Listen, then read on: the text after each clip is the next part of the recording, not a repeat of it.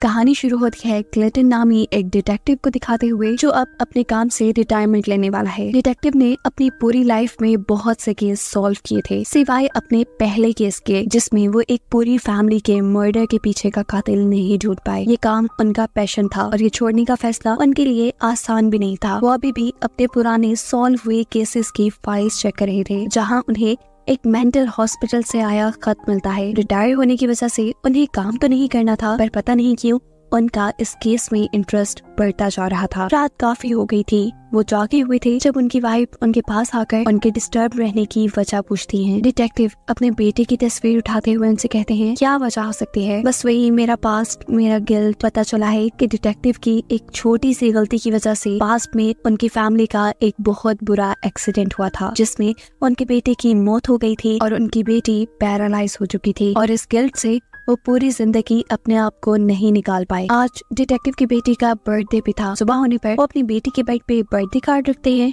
और निकल जाते हैं उस हॉस्पिटल के लिए, जहाँ से बार बार एक डॉक्टर उन्हें लेटर लिखकर बुला रहा था। हॉस्पिटल के अंदर आने पर रिसेप्शन पे सबसे पहले उसकी गन ले ली जाती है, क्योंकि ये एक मेंटल हॉस्पिटल था और यहाँ किसी भी किस्म का हथियार ले जाना मना था। डिटेक्टिव डॉक्टर के रूम में आते हैं तो डॉक्टर उनका ऐसे वेलकम कहते हैं जैसे उन्हीं के इंतजार में वो बैठे थे। डिटेक्टिव जब डॉक्टर से उनको यहाँ बुलाने की वजह पूछते हैं तो डॉक्टर उन्हें एक ऐसे पेशेंट के बारे में बताते हैं जो काफी अजीब था। वो पागल नहीं था, वो अपने आप को सिविल वॉर का एक सोल्जर बताता था। सिविल वॉर इस वक्त से तकरीबन 100 साल पहले हुई थी। रिकॉर्ड्स के मुताबिक वो आदमी सिविल वॉर में मारा जा चुका है, लेकिन अजीब बात यह है कि ये आदमी 20 साल पहले जिंदा पाया गया। ऐसा पॉसिबल तो था ही नहीं कि उस वक्त के लोग अभी तक जिंदा हों। डिटेक्टिव को डॉक्टर की बातें बचकाना लग रही थी। वो डॉक्टर से पूछते हैं कि आखिर आपने मुझे यहाँ बुलाया क्यों? डॉक्टर बताते हैं उस आदमी से मिलने के लिए, वो पिछले कई सालों से मेरे पास है और आपका नाम लेता है। उसके मुताबिक वो आपको अपनी स्टोरी सुनाएगा। जवाब में डिटेक्टिव कहते हैं, देखिए डॉक्टर, मैं इस काम से रिटायरमेंट ले चुका हूँ। मेरे पास ऐसे केसेस सॉल्व करने का बिल्कुल टाइम नहीं है और आज तो मैं इस आदमी से मिल भी नहीं सकता, क्योंकि आज मेरी बेटी का बर्थडे है। अगर आप कहते हैं तो मैं किसी पुलिस वाले को भेज देता हूँ उसका बयान रिकॉर्ड करने के लिए। डिटेक्टिव की ये बात सुनकर डॉक्टर उसे एक पेज दिखाते हैं जिस पर बार बार उस आदमी ने डिटेक्टिव क्लेटन का ही नाम लिखा हुआ था, और यही बात डॉक्टर क्लेटन को उस पेशेंट से मिलने पर मजबूर भी कर देती है। उस आदमी के पास जाते हुए डॉक्टर डिटेक्टिव से कहते हैं, मैंने बहुत से लोगों का इलाज किया, लेकिन ये आदमी थोड़ा अलग है, ऐसे जैसे किसी पावर ने उसे पोसेस किया हो। लोगों की नजरों में वो पागल है, लेकिन मुझे उसकी दिमागी हालत बिल्कुल खराब नहीं लगती, और शायद इसी वजह से हॉस्पिटल का पुराना स्टाफ डैनियल नामी इस मरीज के साथ काम करने के लिए तैयार नहीं था।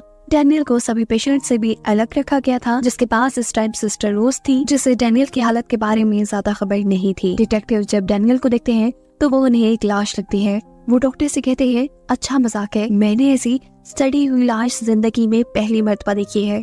डिटेक्टिव ऐसा इसलिए कह रहे थे कि डैनियल का चेहरा भी सारा खराब था, किसी मरे इंसान की तरह, साथ ही उसके जिस्म से सड़ने की स्मेल भी आ रही थी। डॉक्टर कहते हैं, डिटेक्टिव मेरा यकीन मानिए कि जिंदा है। पर डिटेक्टिव को डॉक्टर की बातों पे यकीन तब आया था जब सच में डैनियल ने उनके सामने अपनी आंखें खोली थी। डिटेक्टिव डैनियल से जो पहला सवाल करते हैं वो ये कि तुमने मेरा नाम सुना कहाँ है? डैनियल जब जवाब में ये कहता है कि न्यूज़पेपर में, तो डिटेक्टिव अब डॉक्टर की तरफ मुंह करते हुए कहते हैं कि देखा, मैंने कहा था ना कि ये सिर्फ एक ड्रामा है। डिटेक्टिव को डैनियल की किसी बात पे यकीन नहीं था और वो यहाँ से जाने ही वाला होता है, तो तभी डैनियल एक बोर्ड पे उसकी बेटी का नाम लिखते हुए लिख रहा है कि आज वो मरने वाली है। ये सुन डिटेक्टिव को बहुत ही ज्यादा गुस्सा आ जाता है। वो लम्हा जाया नहीं करता और उठकर डैनियल का गला दबाने लगता है। डॉक्टर उसे संभाल कर बाहर ले जाते हैं, जहाँ पीछे डैनियल अजीब किसी शैतान की तरह हंसता रह जाता है। यहाँ बाहर डिटेक्टिव गुस्से से पागल हो रहे थे। वो डॉक्टर से कहते हैं कि डैनियल सच में पागल नहीं है, वो कोई गेम खेल रहा है।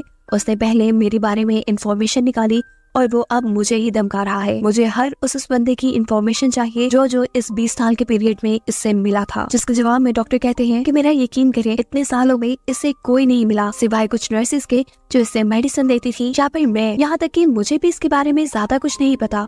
और अगर आपको अपने सवालों के जवाब चाहिए तो आप जाकर डैनियल से खुद बात करें।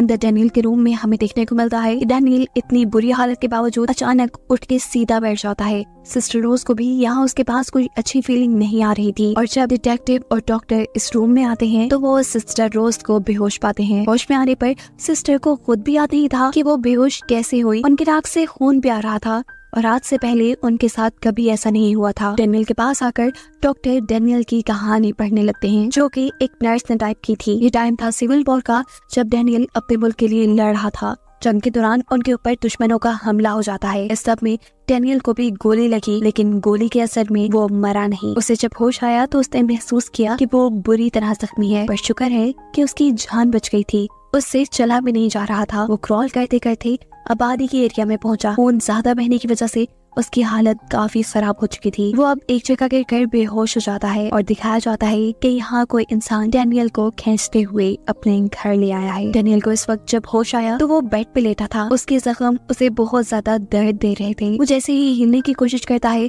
तो यहाँ एक लेडी उसे आकर कहती है, नहीं हिलो मत, तुम्हारी ब्लीडिंग को बहुत मुश्किल से रोका गया है। इस टाइम पर इस औरत का हस्बैंड भी यहाँ पर आ जाता है, जिससे डैनियल कहता है, प्लीज मुझे किसी हॉस्पिटल पहुँचा दो, मुझे अर्जेंट इलाज की जरूरत है। लेकिन ये आदमी जवाब पे कहता है, माफ कीजिएगा, मैं आपको हॉस्पिटल नहीं पहुँचा सकता क्योंकि यहाँ करीब कोई हॉस्पिटल नहीं है। ये बात करने के बाद हालत ज्यादा खराब होने की वजह से वो दोबारा बेहोश हो गया। 2 दिन बाद जब उसे होश आया तो वो कपल उसके सामने ही बैठा था।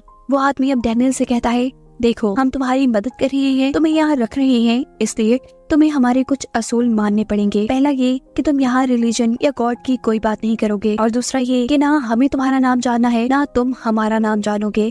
हम एक दूसरे को नामों से भी नहीं बुलाएंगे। यहाँ डैनियल उनसे रिक्वेस्ट करता है कि प्लीज आप मेरे साथियों तक मेरे जिंदा होने की खबर पहुँचा दें, वो खुद मेरी मदद को आ जाएंगे। लेकिन वो आदमी जवाब देता है, नहीं हम ऐसा नहीं कर सकते, क्योंकि ना हम जग का हिस्सा है और ना ही बनना चाहते हैं। रात में कोई जोर से डैनियल का बेड हिलाता है। डैनियल देखता है कि उसके कमरे में इस वक्त कोई भी नहीं था। वो थोड़ा डर जाता है। अब तो उसके यूरिन में भी ब्लड आने लगा था, और ये देखते हुए वो ये बात जान चुका था कि वो और ज्यादा दिन जिंदा नहीं रह पाएगा। अब सीन यही से कट होकर प्रेजेंट पे शिफ्ट होते हैं, जहाँ पर डॉक्टर डिटेक्टिव को डैनियल की ये कहानी सुना रहे हैं। डिटेक्टिव जो हर चीज में लॉजिक ढूंढकर अपने केस सॉल्व किया करते थे, वो यहाँ डॉक्टर से कहते हैं, मैं इस कहानी को नहीं मानता, इसमें कोई लॉजिक नहीं है। बताओ कि एक इंसान इतने सालों तक जिंदा कैसे रहा, और वो भी उस वक्त में जब वो शदीद जख्मी और शदीद बीमार है। क्या आपको लगता है कि ये कोई मिरेकल यानी मौजज़ा है? वो सिस्टर रोज से बात करते हुए कहते हैं, आप बताएं आपको क्या लगता है? सिस्टर रोज जो पहले से ही डरी हुई थी, वो डिटेक्टिव से कहती है कि मैं नहीं जानती, ये बात तो एक प्रीस्ट ही बता पाएंगे कि ये कोई मौजज़ा है या कोई ओवरी पावर है। इससे पहले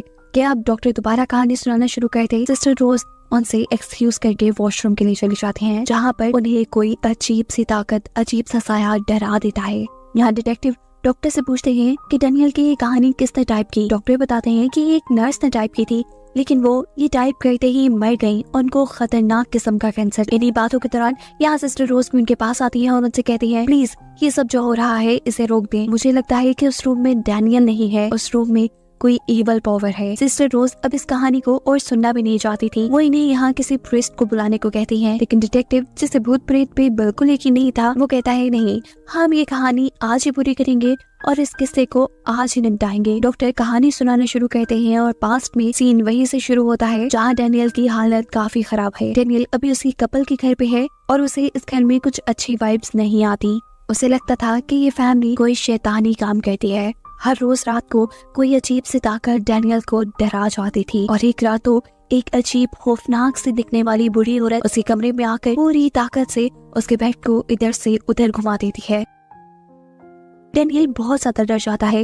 वो यहाँ से भागना चाहता था, लेकिन जख्मी होने की वजह से वो एक कदम भी नहीं चल पा रहा था। सुबह होने पर डैनियल इस घर के मालिक से इस घर की हिस्ट्री पूछता है, तो वो औरत बताती है कि ये घर उसके पेरेंट्स का था। वो लोग कई सालों से यहाँ रहते हैं, लेकिन पिछले 10-11 सालों में उनके साथ कुछ अजीब चीजें हुई। जैसा कि एक दिन उसकी मॉम जब जंगल में गई तो वापस लौटने पर उनकी हालत काफी अजीब थी। उनका चेहरा ऐसे हो गया था कि जैसे वो मर गई हूँ। जिस्म में से सड़ने की बदबू आती थी, यहाँ तक कि वो चल भी नहीं पाई। फिर ये अजीब किस्म की बीमारी मेरी बेटी को भी हो गई। जब मेरी बेटी ठीक होती थी तो मेरी माँ बीमार हो जाती थी, और जब माँ ठीक होती थी तो मेरी बेटी बीमार हो जाती थी। हमने बहुत से डॉक्टर से इलाज करवाया, लेकिन वो डॉक्टर ही मर गए। तुम्हें जो रोने की आवाज़ें सुनाई देती हैं, वो मेरी बेटी की ही हैं। अगर तुम उन आवाजों से डिस्टर्ब होते हो तो मैं तुम्हारे कमरे की सारे खिड़की दरवाजे बंद कर दूंगी। डैनियल कहता है कि यहाँ कोई बुरी औरत भी मुझे डराने आती है। इस औरत को लग रहा था कि डैनियल उसकी माँ के बारे में बात कर रहा है, जो काफी सालों से चल भी नहीं पाई, और अपनी माँ का मजाक उड़ाते देखकर वो इस आदमी को खूब डांटती है और कहती है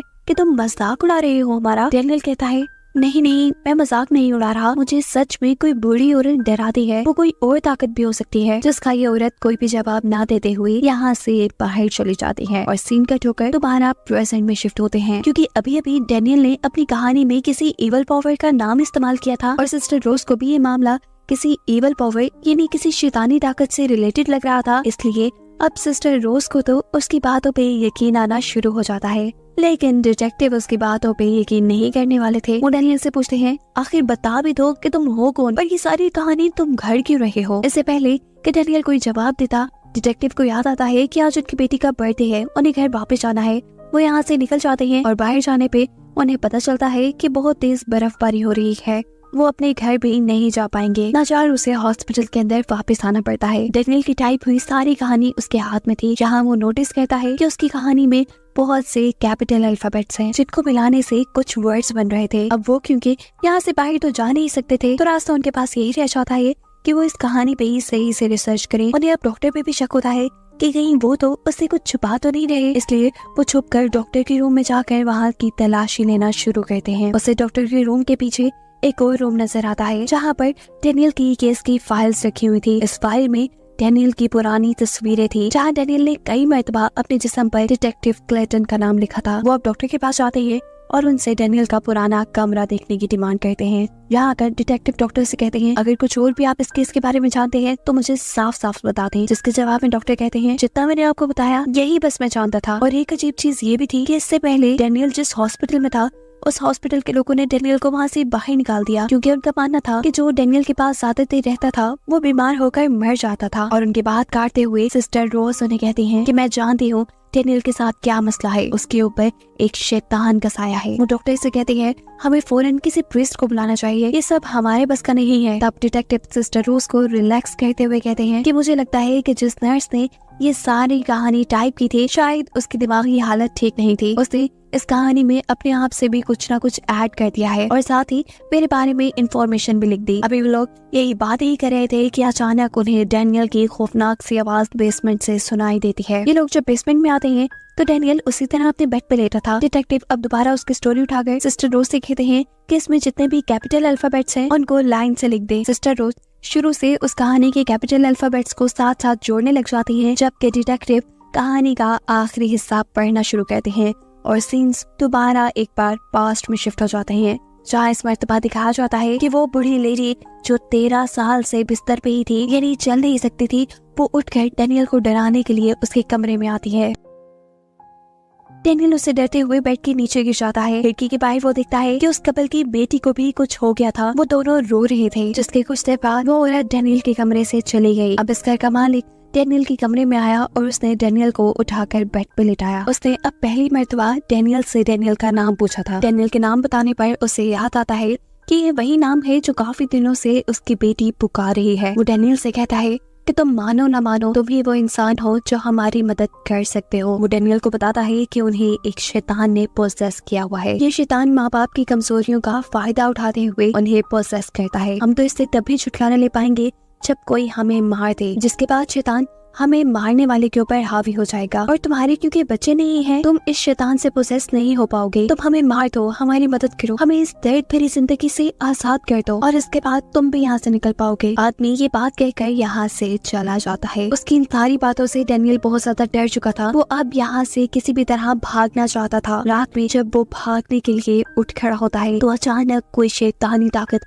उसे हवा में उठा देती है। वो जोर जोर से चीखें मारता है, जिससे सुनते हुए इस घर के लोग यहाँ तक आ जाते हैं। वो आदमी डैनियल को टांगों से पकड़ कर नीचे की तरफ खींचता है। पीछे आते ही डैनियल अब इन सारी चीजों से बहुत ज्यादा डर चुका था और डरने की वजह से वो अब बिना कुछ सोचे समझे किसी चीज का इस्तेमाल करते हुए उस आदमी को मार डालता है, जिसने अभी उसे हवा से नीचे उतारा था। इसके बाद वो इस आदमी की वाइफ, इसकी बेटी और उसकी माँ सभी को मार डालता है। डैनियल ने जब उस बुढ़ी औरत और बच्चे को मारा तब वो दोनों ही पोसेस हुई भी थी। डैनियल को उस बुढ़ी औरत को मारते हुए कोई मुश्किल नहीं हुई और जब वो बच्ची को मारने के लिए उसके पास गया था तो उस बच्ची को चैन से बांध कर रखा गया था। वो बच्ची उसे मारने के लिए उकसा रही थी, जिसको मारने के बाद डैनियल यहाँ से जा चुका था। हम देख रहे थे कि इतना ज्यादा जख्मी होने के बावजूद डैनियल ऐसे चल रहा था जैसे उसे कुछ हुआ ही ना हो, जिसका साफ मतलब ये था कि शैतान ने अब उसे पोसेस कर लिया है। पता चलता है कि इसी फैमिली का मर्डर वो केस था जिसे डिटेक्टिव आज तक सॉल्व नहीं कर पाए थे। दिखाया जाता है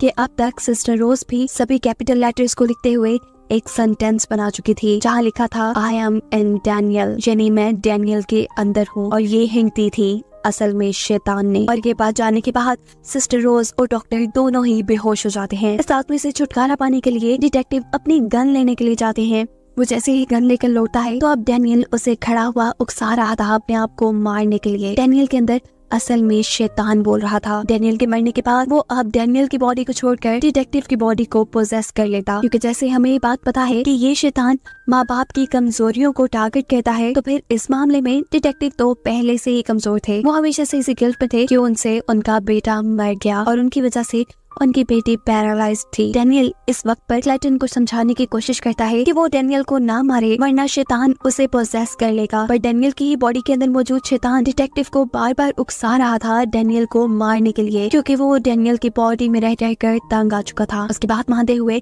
डिटेक्टिव डैनियल को गोली मार देते हैं और ऐसा करते ही शैतान ने डैनियल की बॉडी को छोड़कर डिटेक्टिव की बॉडी के ऊपर कब्जा कर लिया। उसे पोसेस करने की वजह से उसका फेस बिल्कुल बदल जाता है, उसके अंदर से भी स्मेल आना शुरू हो जाती है और उसका चाल चलन भी बदल जाता है। वो सीधा अपने घर जाकर अपनी बेटी के कमरे में जाता है जहाँ शैतान अब उसे उसकी बेटी को मारने को कह रहा था, लेकिन डिटेक्टिव एक मेंटली स्ट्रॉन्ग इंसान था। वो इतनी जल्दी शैतान की बातों में नहीं आता। अपनी बेटी और अपनी फैमिली को बचाने के लिए वो यहाँ अपने आप को ही खत्म कर देता है। अब क्योंकि किसी और ने डिटेक्टिव को नहीं मारा था तो शैतान किसी और की बॉडी में ट्रांसफर हो भी नहीं सकता था। शैतान को ऐसे उसकी भी बॉडी छोड़कर यहाँ से जाना पड़ता है। डिटेक्टिव की बेटी के लिए उसके बाप का उसकी आंखों के सामने मरना एक सबसे दर्दनाक मोमेंट था। वो अपनी मॉम के साथ गले लगकर रो रही थी, जबकि दूसरी तरफ हमें हॉस्पिटल में डैनियल को दिखाया जा रहा था जो अभी तक जिंदा है। वो अब कितना अरसा जिएगा किसी को नहीं मालूम। उसके साथ यहाँ सिस्टर रोज और डॉक्टर को जिंदा दिखाते हुए